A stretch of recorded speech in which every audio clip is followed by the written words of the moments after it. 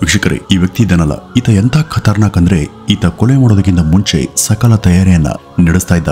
ಎಷ್ಟರ ಮಟ್ಟಿಗೆ ತಯಾರಿ ಮಾಡ್ತಿದ್ದ ಅಂದ್ರೆ ಯಾವ ರೀತಿ ಕೊಲ್ಬೇಕು, ಎಲ್ಲಿ ಕೊಲ್ಬೇಕು, ಹೇಗೆ ಕೊಲ್ಬೇಕು, ಕೊಂದ ಮೇಲೆ ಹೇಗೆ ತಪ್ಪಿಸ್ಕೊಳ್ಬೇಕು, ಅಕಸ್ಮಾತ್ ಪೊಲೀಸರು ಮನೆವರೆಗೂ ಬಂದ್ರೆ ಹೇಗೆ ಕಥೆಯನ್ನ ಹೇಳಬೇಕು, ಆಮೇಲೆ ಸಿಕ್ಕಾಕೊಂಡು ಕೇಸನ್ನ ಹಾಕಿದ್ರೆ ಏನ್ ಮಾಡಬೇಕು, ಯಾವ ಸೆಕ್ಷನ್ ಹಾಕಬಹುದು, ಯಾವ ಅಡ್ವೊಕೇಟ್ ಅನ್ನ ನೇಮಿಸ್ಕೊಳ್ಬೇಕು, ಹೀಗೆ ಪ್ರತಿ ನಡೆಯನ್ನು ಕೂಡ ಆತ ಮೊದಲೇ ನಿರ್ಧರಿಸ್ತಿದ್ದ.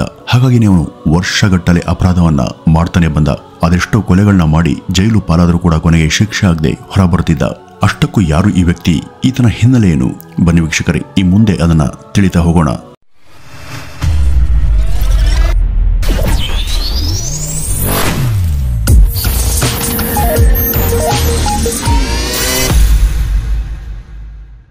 ವೀಕ್ಷಕರದು 2003 ಡಿಸೆಂಬರ್ ತಿಂಗಳ ಒಂದು ರಾತ್ರಿ ವಿಶಾಲವಾದಂತಹ ಒಂದು ಸರಾಯಿ ಅಡ್ಡದಲ್ಲಿ ತುಂಬಾ ಜನ ಕುಳಿತು ಮದ್ಯವನ್ನ ಸೇವಿಸ್ತಿದ್ರು.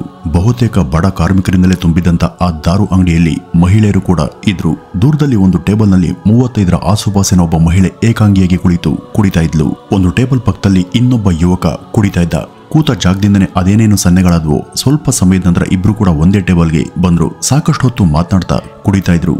ನಂತರ ಅಲ್ಲಿಂದ ಎದ್ದು ಹೊರ ಹೋದವರು ಮತ್ತೊಂದು ಸರಾಯಿ ಅಡ್ಡೆಗೆ ಹೋಗಿ ಅಲ್ಲೂ ಕೂಡ ಕುಡಿದ್ರು. ನಂತರ ಹೊರ ಬಂದ ಮೇಲೆ ಆ ವ್ಯಕ್ತಿ ಆಕೆಯ ಕೈಯನ್ನ ಹಿಡಿದು ಎಳೆಯೋದಕ್ಕೆ ಶುರು ಮಾಡ್ದ. ಆದ್ರೆ ಆಕೆ ಅದಕ್ಕೆ ಸಹಕರಿಸಲಿಲ್ಲ. ಆಕೆ ಅವನಿಂದ ಬಿಡಿಸ್ಕೊಳ್ಳೋದಕ್ಕೆ ಪ್ರಯತ್ನ ಪಡ್ತಿದ್ಲು. ಆದ್ರೂ ಕೂಡ ಅವನು ಬಿಡದೆ ಆಕೆಯನ್ನ ನಿರ್ಜನ ಪ್ರದೇಶಕ್ಕೆ ಎಳೆದೊಯ್ದು ಅಲ್ಲಿಯೂ ಕೂಡ ಆಕೆ ಒಪ್ಪಲಿಲ್ಲವಾದ್ರಿಂದ ಆಕೆ ಕತ್ತನ್ನ ಹಿಸ್ಕಿ ಸಾಯಿಸೇ ಬಿಟ್ಟಿದ್ದ.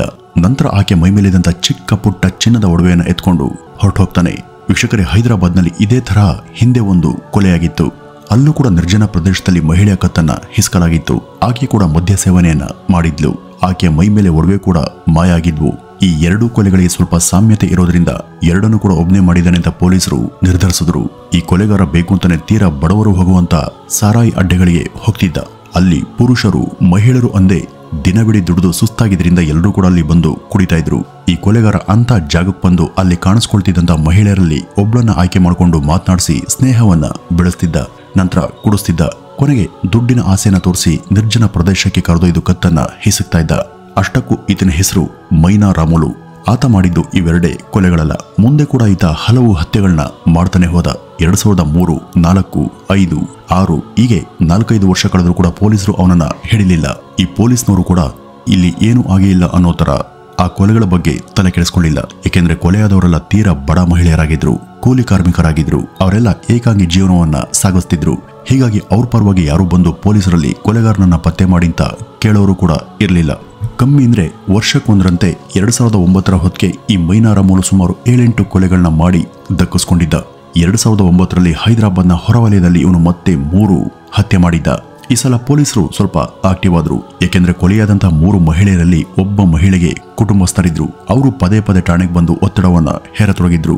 ಆಗ ತನಿಖೆ ಹೇಳಿದಂತ ಪೊಲೀಸರು ಮೈನಾ ರಾಮುಲು ಅವರಿಗೆ ತಲುಪಿ ಕೊನೆಗೆ ಅವನನ್ನ ಬಂಧಿಸಿದ್ರು. ಕೋರ್ಟ್ನಲ್ಲಿ ಕೇಸ್ ನಡೆದು 2011ರ ಫೆಬ್ರವರಿಯಲ್ಲಿ ಇವನಿಗೆ ಜೀವಾವಧಿ ಶಿಕ್ಷೆ ಆಗುತ್ತೆ. ಶಿಕ್ಷೆ ಜೊತೆಗೆ ಆತನಿಗೆ ದಂಡ ಕೂಡ ಹಾಕಲಾಯಿತು. ಆ ಒಂದು ದಂಡದ ಮೊತ್ತವನ್ನು ಕೇಳಿದ್ರೆ ನಿಮಗೆ ನಿಜಕ್ಕೂ ಆಶ್ಚರ್ಯ ಆಗುತ್ತೆ. ಆತನಿಗೆ ಕೋರ್ಟ್ ವಿಧಿಸಿದಂತ ಫೈನ್ ಕೇವಲ 500 ರೂಪಾಯಿ. ನ್ಯಾಯಾಧೀಶರು ಅದ್ಯಾವ ಆಧಾರದ ಮೇಲೆ 9 ಹತ್ಯೆ ಮಾಡಿದವನಿಗೆ ಕೇವಲ 500 ರೂಪಾಯಿನ ದಂಡ ಹಾಕಿದ್ರು ಗೊತ್ತಿಲ್ಲ. ವೀಕ್ಷಕರೇ, ಇದಿಷ್ಟೇ ಅಲ್ಲ, ಇನ್ನೂ ಕೂಡ ನಿಮಗೆ ಅಚ್ಚರಿಗೊಳಿಸುವಂತ ಸಂಗತಿಗಳಿವೆ. ಜೀವಾವಧಿ ಶಿಕ್ಷೆಗೆ ಒಳಗಾಗಿ ಜೈಲು ಪಾಲಾದ ಇವನು ಈಗ ಇಲ್ಲಿಂದ ಹೊರಬರುವಂತ ದಾರಿಯನ್ನ ಯೋಚಿಸೋದಕ್ಕೆ ಶುರು ಮಾಡಿದ್ದ. ಇನ್ನು ಇವನ ಪರ್ಸನಲ್ ಲೈಫ್ ಬಗ್ಗೆ ಹೇಳುವುದಾದ್ರೆ ಇದ್ರ ಬಗ್ಗೆ ಪೊಲೀಸ್ ಬಳಿ ಕೂಡ ಹೆಚ್ಚಿನ ಮಾಹಿತಿ ಇಲ್ಲ. ಒಂಥರ ಇವನದು ನಿಗೂಢ ಜೀವನ. ಈ ಮೈನಾ ರಾಮುಲು ಆಂಧ್ರ ಪ್ರದೇಶದ ಒಂದು ಹಳ್ಳಿಯಲ್ಲಿ ಹುಟ್ಟಿದ್ದು. ಬಾಲ್ಯದಿಂದಲೇ ಈತ ಒಂಥರ ವಿಚಿತ್ರ ಹುಡುಗನಾಗಿದ್ದ. ತನ್ನ ತಂದೆ ತಾಯಿ ಜೊತೆ ಕೂಡ ಅವನು ಹೆಚ್ಚು ಮಾತನಾಡ್ತಿರ್ಲಿಲ್ಲ. ಯಾವಾಗಲೂ ಕೂಡ ಏಕಾಂಗಿಯಾಗಿ ಇರೋದಕ್ಕೆ ಬಯಸ್ತಿದ್ದ. ಅವನಿಂದ ಏನೂ ಕೂಡ ತೊಂದರೆ ಇಲ್ಲ ಅಂತ ಅವನ ಪಾಲಕರು ಕೂಡ ಅವನ ಬಗ್ಗೆ ಹೆಚ್ಚು ತಲೆ ಕೆಡಿಸ್ಕೊಳ್ಳದೆ ಅವನನ್ನ ಹಾಗೆ ಇರೋದಕ್ಕೆ ಬಿಟ್ರು. ಮುಂದೆ ಅವನಿಗೆ 21 ವರ್ಷ ಆದಾಗ ಮದುವೆ ಮಾಡೋದಕ್ಕೆ ನಿಶ್ಚಯಿಸಿದ್ರು. ರಾಮುಲು ಮುರುಗ್ ಮಾತನಾಡದೆ ಮದುವೆಗೆ ಒಪ್ಕೊಂಡ. ಆದ್ರೆ ಮದುವೆಯಾದಂತ ಕೆಲವೇ ದಿನಗಳಲ್ಲಿ ಅವನ ಹೆಂಡತಿ ಅವನನ್ನ ಬಿಟ್ಟು ಬೇರೊಬ್ಬನೊಂದಿಗೆ ಓಡ್ ಹೋಗ್ತಾಳೆ. ಇದು ಅವನಿಗೆ ಒಂದು ದೊಡ್ಡ ಆಘಾತವನ್ನ ಕೊಟ್ಟಿತ್ತು.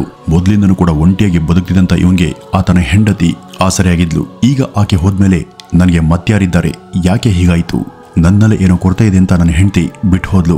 ನಾನು ಯಾರಿಗೂ ಇಷ್ಟ ಇಲ್ಲ ಅಂದಮೇಲೆ ಪ್ರಪಂಚದ ಯಾವ ಮಹಿಳೆಯನ್ನು ಕೂಡ ನಾನು ಇಷ್ಟಪಡಬಾರದು ಅಂತ ಆತ ನಿರ್ಧರಿಸ್ದ. ಅವತ್ತಿಂದ ಡಿಪ್ರೆಷನ್ಗೆ ಒಳಗಾದ. ಕಂಡಲ್ಲಿ ಮಹಿಳೆಯರನ್ನ ರೇಗಿಸತೊಡಗಿದ್ದ. 2003ನೇ ಇಸ್ವಿ ನಂತರ ಅಂತೂ ಕೊಲೆ ಮಾಡೋದಕ್ಕೇನೆ ಶುರು ಮಾಡಿಕೊಂಡ. ಮುಂದೆ 2009ರಲ್ಲಿ ಅರೆಸ್ಟ್ ಆದ. 2011ರಲ್ಲಿ ಜೀವಾವಧಿ ಶಿಕ್ಷೆಗೆ ಗುರಿಯಾದ. ನಂತರ ಜೈಲು ಪಾಲಾದಂತ ಮೈನಾ ರಾಮುಲು ಹೇಗಾದ್ರೂ ಮಾಡಿ ಜೈಲಿಂದ ಹೊರಬರುವಂತ ಪ್ಲಾನ್ ಅನ್ನ ಮಾಡಿದ್ದ.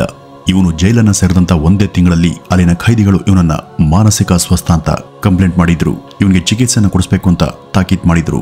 ಆದ್ರೆ ವಾಸ್ತವದಲ್ಲಿ ಇದು ಸುಳ್ಳು. ಇದು ಆತನ ಪ್ಲಾನ್ನ ಒಂದು ಭಾಗ ಆಗಿತ್ತು.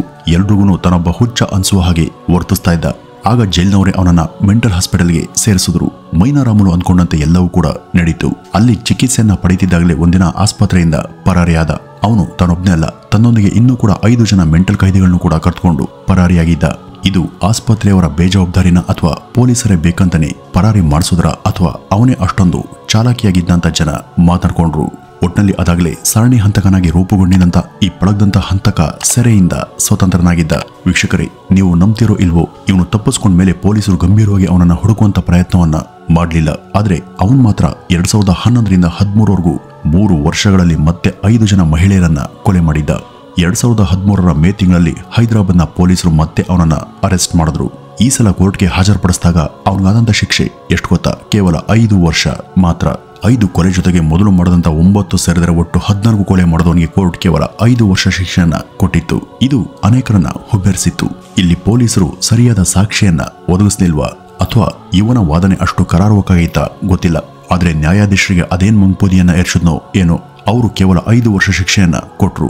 ಈ ರೀತಿ ಇರುವಾಗ 2018ರಲ್ಲಿ ಅವನು ಹೈಕೋರ್ಟ್ಗೆ ಮೊರೆ ಹೋಗಿ ಇನ್ನೂ 5 ವರ್ಷ ಶಿಕ್ಷೆ ಪೂರ್ತಿ ಆಗದಿದ್ರೂ ಕೂಡ ಜೈಲಿನಿಂದ ಬಿಡುಗಡೆಯಾದ. ಇವನು ನಮ್ಮ ಕಾನೂನಿನ ಲೂಪ್ ಹೋಲ್ಗಳನ್ನು ಕೂಡ ಅಷ್ಟು ನೀಟಾಗಿ ತಿಳ್ಕೊಂಡಿದ್ನ ಅಥವಾ ಅವನು ಅಷ್ಟೊಂದು ಪ್ರಭಾವಶಾಲಿಯಾಗಿದ್ನ ಗೊತ್ತಿಲ್ಲ. ಒಟ್ನಲ್ಲಿ ಇವನಿಗೆ ಸರಿಯಾದ ಶಿಕ್ಷೆನೇ ಆಗ್ತಿರ್ಲಿಲ್ಲ. 2018ರಲ್ಲಿ ಹೊರಬಂದಂತ ಅವನು ಆಗ್ಲೂ ಕೂಡ ಸುಮ್ಮನೆ ಕೂರ್ಲಿಲ್ಲ. 2019ರಲ್ಲಿ ತನ್ನ ಹಳೆ ಶೈಲಿಯಲ್ಲಿಯೇ ಮತ್ತಿಬ್ಬರು ಮಹಿಳೆಯರನ್ನ ಕೊಂದಿದ್ದ. ನಂತರ 2020ರಲ್ಲಿ ಪೊಲೀಸರು ಇವನನ್ನ ಬಂಧಿಸಿದರಾದರೂ ಕೋರ್ಟ್ನಲ್ಲಿ ಅವನ ಅಪರಾಧ ಸಾಬೀತಾಗದೆ ನಿರಪರಾಧಿಯಿಂದ ಮತ್ತೆ ಸ್ವತಂತ್ರನಾದ. ಆಗ್ಲೂ ಕೂಡ ಸುಮ್ಮನಿರದಂತ ಮೈನಾರಾಮುಲು 2020ರಲ್ಲಿಯೇ ಮತ್ತೆ 2 ಮಹಿಳೆಯರನ್ನ ಭಯಾನಕವಾಗಿ ಹತ್ಯೆ ಮಾಡ್ದ. ಅಲ್ಲಿಗೆ ಅವನು 2003ರಿಂದ 2020ರವರೆಗೂ ಒಟ್ಟು 18 ಹತ್ಯೆಯನ್ನ ಮಾಡಿದ ಹಾಗಾಯಿತು. ಈ ಅವಧಿಯಲ್ಲಿ ಅವನು ಬಂಧಿತನಾಗಿದ್ದ, ಜೈಲು ಪಾಲಾಗಿದ್ದ, ಜೀವಾವಧಿ ಶಿಕ್ಷೆ ಕೂಡ ಆಗಿತ್ತು, ಮತ್ತೆ ಬಿಡುಗಡೆಯಾಗಿದ್ದ, ಮತ್ತೆ 5 ವರ್ಷ ಶಿಕ್ಷೆಯನ್ನು ಅನುಭವಿಸ್ದ, ಮತ್ತೆ ಹೊರಬಂದು ಮತ್ತೆ ಕೊಲೆ ಮಾಡ್ತಾನೆ ಇದ್ದ. ಪೊಲೀಸರಂತೂ ಹುಚ್ಚರಾಗಿದ್ರು. ಇವನ್ ಮೇಲೆ ಅದ್ಯಾವ ಕೇಸನ್ನ ಹಾಕಿ ಹೊರಬರದಂತೆ ತಡೆಯಬೇಕು ಅಂತ ಅವ್ರಿಗೆ ಗೊತ್ತಾಗ್ತಾನೆ ಇರಲಿಲ್ಲ. ಆದ್ರೆ 2020ರಲ್ಲಿ ಅವನು ಮಾಡಿದಂತ 2 ಹತ್ಯೆಗಳ ತನಿಖೆ ಮಾಡುವಾಗ ಪೊಲೀಸರಿಗೆ ದೊಡ್ಡ ಜಯ ಸಿಕ್ಕಿತ್ತು. ಈ ಸಲ ಮೈನಾರಾಮುಲು CCTVಯಲ್ಲಿ ಸೆರೆಯಾಗಿದ್ದ. ಪಕ್ಕಾ ಸಾಕ್ಷಿಗಳು ಸಿಕ್ಕಿದ್ವು. ಹೀಗಾಗಿ 2021ರಲ್ಲಿ ಅವನನ್ನ ಪೊಲೀಸರು ಮತ್ತೆ ಬಂಧಿಸಿ ಒಳ ಹಾಕಿದ್ದಾರೆ. ಈಗ 2024 ನಡೀತಾ ಇದೆ. ಈಗಲೂ ಕೂಡ ಈ ಪಾತಕಿ ಜೈಲಿನಲ್ಲೇ ಇದ್ದಾನೆ. ಜೈಲಿನ ಒಳಗೆ ಕುಳಿತು ಮತ್ಯಾವ ಪ್ಲಾನ್ ಮಾಡ್ತಿದ್ದಾನೋ ಗೊತ್ತಿಲ್ಲ. ವೀಕ್ಷಕರೇ, ಇವನ ಕಥೆಯನ್ನ ಕೇಳಿದ್ಮೇಲೆ ನಿಮ್ಗೆ ಏನ್ ಅನ್ನಿಸ್ತಾ ಇದೆ? ನಮ್ಮ ಕಾನೂನಲ್ಲಿ ಲೂಪ್ ಹೋಲ್ಸ್ ಇವೆಯಾ ಅಥವಾ ಪೊಲೀಸರೇ ಸರಿಯಾಗಿ ತನಿಖೆಯನ್ನ ಮಾಡಿಲ್ವಾ ಅಥವಾ ಇವನು ಕೋರ್ಟ್ಗೆ ಏಮಾರಿಸಿದ್ದಾನ? ಇದ್ರ ಬಗ್ಗೆ ನಿಮ್ಮ ಅಭಿಪ್ರಾಯ ಏನು ಅಂತ ಕಮೆಂಟ್ನ ಮೂಲಕ ತಿಳಿಸಿ ಅಂತ ಹೇಳ್ತಾ ಈ ಒಂದು ವಿಡಿಯೋವನ್ನ ಇಲ್ಲಿಗೆ ಮುಗಿಸೋಣ. ನಮಸ್ಕಾರ.